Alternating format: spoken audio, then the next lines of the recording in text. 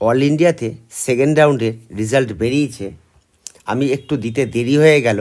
First রাউন্ডে all ইন্ডিয়াতে UR ক্যাটাগরির কাট অফ গেছিলো 19,603। সেকেন্ড রাউন্ডেও গেল 22,995। ওবিসি ফার্স্ট রাউন্ডে গেছে 20,281। সেকেন্ড রাউন্ডে গেল কাট অফ গেল 23,358। ইডাব্লিউএস ফার্স্ট রাউন্ডে 23,419 আর সেকেন্ড রাউন্ডে 26,720।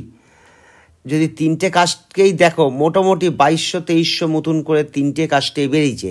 এসসিদের প্রায় 20,000 কাট অফ বাড়লো সেকেন্ড রাউন্ডে। প্রথম রাউন্ডে ছিল 1,05,676, সেকেন্ড রাউন্ডে হলো 1,25,103।